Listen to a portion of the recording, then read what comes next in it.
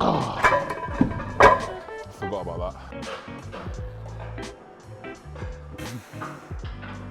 I'm gonna go in.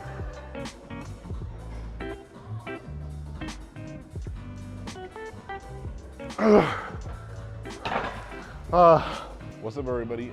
Welcome back to the YouTube channel. I hope everyone is well. I am fantastic on this beautiful day. It's pouring of rain and we're in for legs today.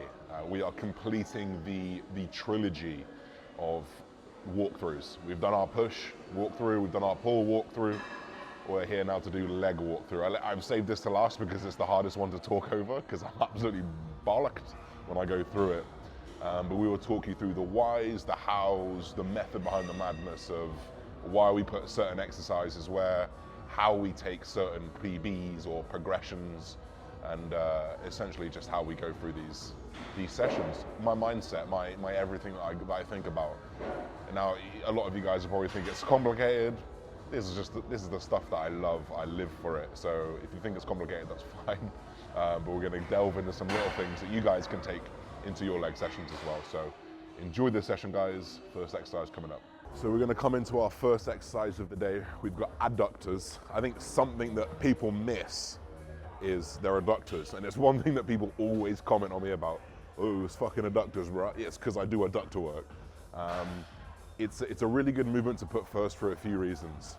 That ability to get short, so contracted, fully abducted, really decreases as you go through a leg press, as you go through a hack squat, and you get less bang for your buck towards the end of the workout. Not only that, but it's a very energy efficient exercise. It's not difficult to do 1 set, 2 sets on this to failure and still be fresh for your next exercises. So putting something like this first that you often miss is often a very good way to make sure you're not missing it. So you'll see as we go through this, we're just gonna warm up very slowly as we always do. This is a little bit of a light machine for me, so I'm gonna try and hang some plates off it, but if not, I'm probably just gonna do a rest pause. My adductors are very strong anyway, so I don't need to worry too much about progressing them at this point, but we'll go through the motions, we'll warm up. So with the adductor, a lot of people will have different mobility issues or mobility capabilities, I should say, with how wide they can get their legs, how far they can abduct away from the body. So a very easy way to understand where you should go, because obviously we can adjust where the abduction goes, how far back. You see some people pull it all the way out to almost parallel, some people can only do it here. Well, here's a really easy way for you to understand how to do it. You're gonna set yourself in that position where you're gonna be abducting. You're gonna bring your legs out as far as they can go naturally without having to force them back. So for me, I'm pretty wide there, so I know that I can stick on here. I can bring myself to that position where I can no longer push it myself, wait for it to lock in there, and that's where I'm gonna be. Any further, if I push these further back, all I'm doing there is, I can't even get there. There's so much pressure on the internal joint of that hip there that I have to bring it forward to even start. So if you're doing that, it's already too far for you. So all you have to do is come back and just bring it 1 slot forward and you can go in.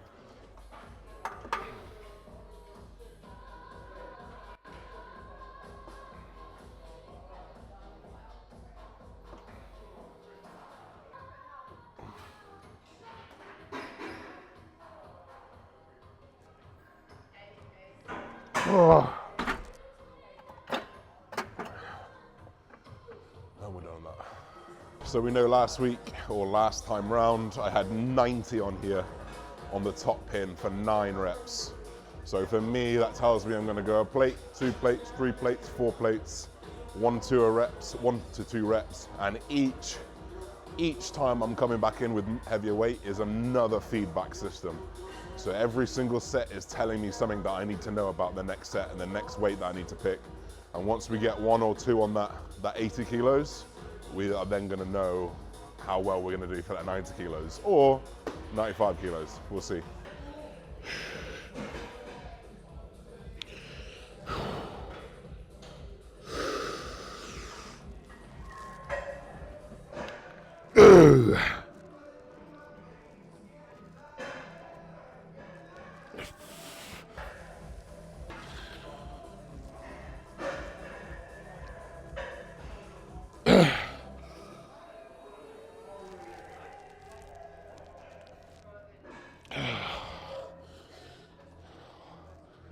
take the load PB there. Maybe one more. If the boys were here, the spot was here. It's not there. I'm gonna take it safe and know I've got my PB there. So second set, we had 85 for 8 after a 90 for 9. We just did 95 for 8. So I'm gonna bring it down to 90 and try and get 8 again. That way volume is matched, PB is there. The hard part now is to gauge how much rest, because usually there's 3 of us, me, Tom, Joe, so we can just rotate normally. So I've got to imagine them doing their reps in between my sets.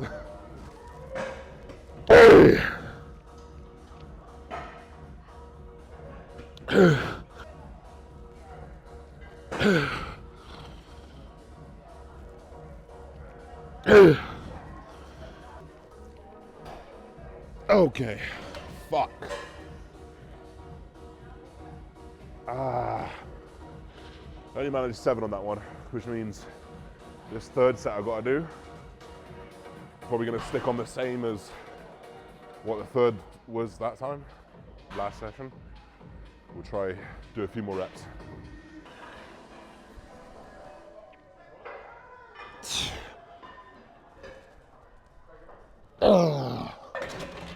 Fuck. You essentially want to be lining your joints up, I should say, plural. So hip to knee to ankle. At no point do you want to kind of curve off to the left, or at no point do you want to kind of curve to the middle. You kind of just want to keep those joints all in line, all the way through the range of motion. As well as this foot pad, what I want you to be thinking about is trying to bring that foot pad as close to the knee joint as you can. All that's going to do is going to greatly reduce the pressure going through the knee, but we're still going to keep that same load through the quadriceps. So the further down you put this on your ankle, the more strain you're going to put on that front knee ligament. So instead, we bring it up high, we set ourselves so that the pad is nicely in the crease of our back of our knees. We lock in. If you can, if you've got a seat belt, use it. If you haven't, you can get a resistance band and loop them over the handles.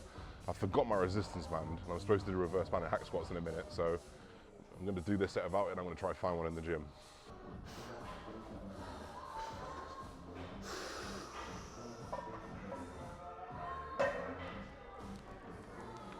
Ooh.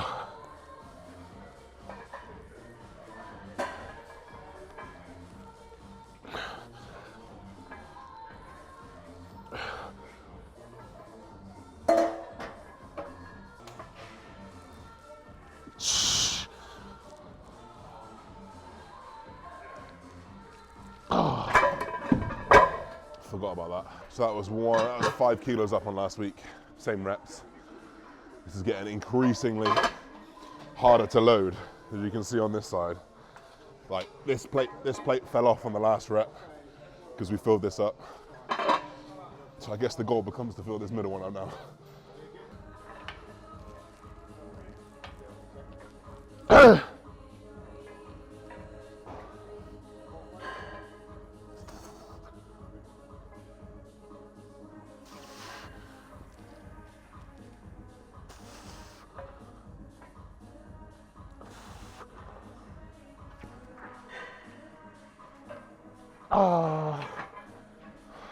So we're on to the side X hack squat here, and we know that the bottom of this versus the top, it's just as heavy.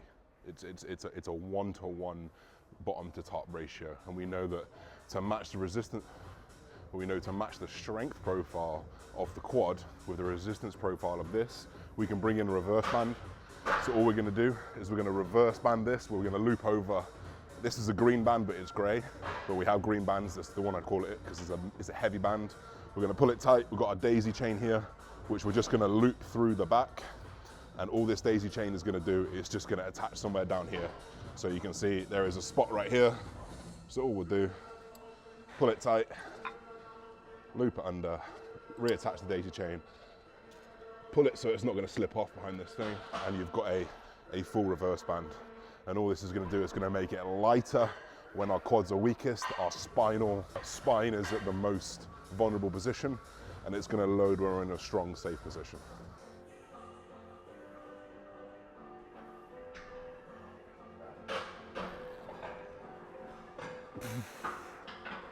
I'm going to go in.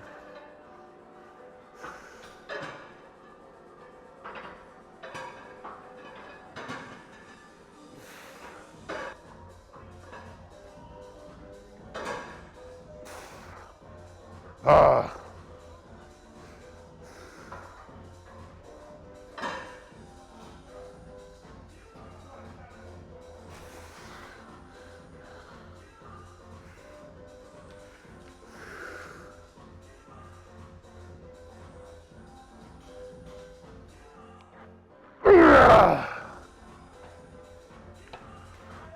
So that was a safe 5, maybe 1 with a spot. Heavy as fuck. We'll have to take the back off for a few more reps. So a really easy way for me to adjust my second set, as we know, like, I'm a heavier weight, I'm in a surplus, I'm in a blast. Yes, I'm quite far down the line in terms of progression, so progression can slow, but odds are that the ingredients to my recipe are probably pretty good, and I probably had some progression there. But we know, because I got the same weight as last week for 2 less reps, and because I can feel the difference, I know there's a difference in the way that I banded this. So I can see my top set was 2 reps less than last week. Roughly speaking, probably gonna happen the same on the back off, because we know that we're missing that band tension that's making it that, whatever, 5 kilos lighter that's getting me those extra reps. So all we're gonna do is we're gonna take 5 kilos off each side on that back off to adjust for that. And I know that I got 12 last time, so if I can get 12, 13, I'm gonna count as a PB, because when you've been on a reverse band for years and years on end, specifically this fucking hack squat, you know every inch of it and you know every detail. So I can tell that there's a difference on that. And then we consider anabolics, slept well, feeling good, training good, heavy weight. I should be stronger. I probably am. And that's how I justify this. There's no head fuck with not meeting that last rep, because I know there's a difference in the band. So we're gonna take 5 kilos off, which will be 5 plates on a 5er. We go for 12, 13.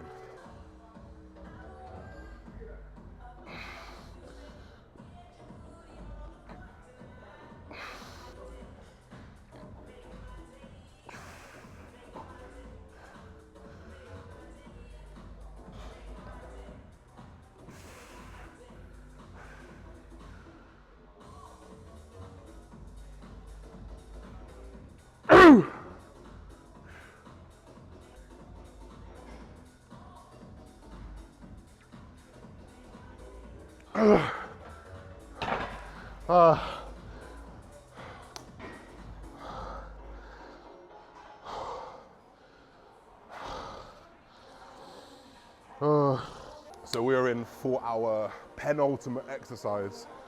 We've got a leg press, and we're doing a cluster set. So it's 4 lots of 4, and it's been kicking my ass since week 1. We've managed to progress the weight each week, so we've never really progressed the rep range. It was supposed to be maybe like a 4x4, then you do a 4x5, then maybe you do a 4x6, but instead we're gonna keep it that 4x4, and we've been progressing the weight. Last week we did 8 plates for all 4 sets, so we'll go 8 and a little bit for all 4 sets. There's a lot of discussion at the moment about range of motion, and a lot of heated discussion about range of motion. I'm going to tell you about range of motion and where you should be going on your leg press. Perfect way to work out. You're going to get yourself in the leg press position, and you want to bring your legs down into that position where you were not bearing weight like we did with the adductor. So this is pretty much where I'm going to end up. So we know if I push forward, I'm going to pretty much end up in that position where I was here. Don't need to go much lower. If I do, you can see that my lower back is starting to come off the pad. That is a telltale sign that you're going too low. So as soon as you come to the point where lower back is lifting off the pad, maybe your lumbar rounds off the pad, those are 2 positions which compromise the integrity of your spine. There are people that can get very, very low. AJ Morris, JP, they can get very, very low, and they often preach that you should get low too. They're also 5'5", and they have the ability to squat very low. They have the mobility in the joints, the biomechanics to squat very low. Not everyone can do that. I'm telling you, not everyone can do that. I can. For a tall dude, I'm very, very lucky in the fact that, I say lucky, I've got shorter legs versus my torso. For whatever reason, this allows me to get a great range of motion in any of my leg squats, presses. You can see on my hack squat, heels to bum. Not everyone can do that biomechanically, and that's really, really important to know. So don't force yourself into that super range of motion and be compromised up on your feet like this. It's just stupid, and you're going to take away from the muscle you're trying to work, and also inherently put yourself in a more compromised position, be at more risk to injury. So take it as low as you safely can in an active range of motion.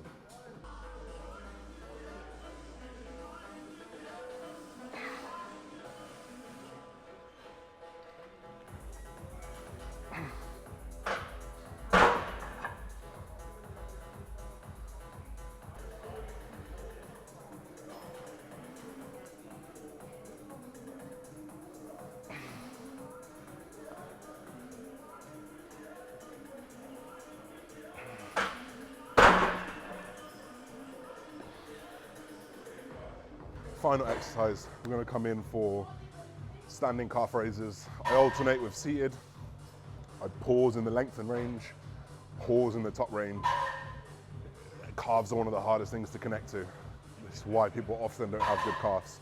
Think about connecting to them, take yourself through that range of motion. Good pauses, making sure you're changing the angle from a standing position to in the seated position. You're gonna change the way that you're hitting that muscle. So we've got standing today. Let's go into it.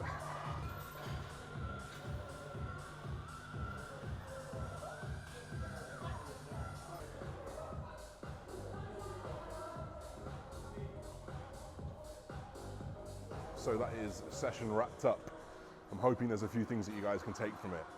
A few of them being, don't be afraid to do some extensions and curls first. We know that it's going to work that real contracted range very well. We know it's going to get the knees warm. We know it's going to get the muscle warm. We also know it's pretty energy efficient, and it's not going to absolutely hammer you before you get into a hack squat or leg press. Whereas if it was the other way around, if we take the central nervous system fatigue that a hack squat or leg press brings, and we put that first, our ability to perform those extensions and curls would diminish, and it would. I don't think that it's wrong if you do hamstrings and quads later on in the session. You will probably see me do that again. I just think that sometimes it makes a little bit more sense, just in terms of being strategic in your session, to put those things first. And something that I've noticed while I've been playing with these things over the years is I feel better doing them, and I do feel better with doing extensions and curls first. So that's exactly why we do them. Another thing we can take from key markers of a deload: fatigue, motivation to train, numbers getting increasingly hard to hit, depending where you are in your training cycle. So we know I'm 12, 13 weeks in. Kind of makes sense that it's going to be floating around here, because for me, naturally, between 10 and 14 weeks is where I tend to fall for a deload. We consider how much I've progressed. We consider how much weight we've put on muscle as well as on bar. The accumulation of fatigue is there, and I feel it. I feel the lack of motivation somewhat to train. I feel the lack of aggression more than anything, especially considering I'm mid-cycle. I think that the aggression should be its highest right now. And generally speaking, a week ago, it was. But it's kind of eased off a little bit this week. So we'll probably come in for a deload in the next couple of days. But otherwise, another successful leg day in the books. I hope you guys enjoyed it. I hope you guys managed to take something from it. We'll be back very, very soon. We'll probably explain the deload, the ins and the outs of why next video. But otherwise, guys, don't forget to like, don't forget to comment. We'll see you guys in the next video. Peace, everybody. Bye-bye.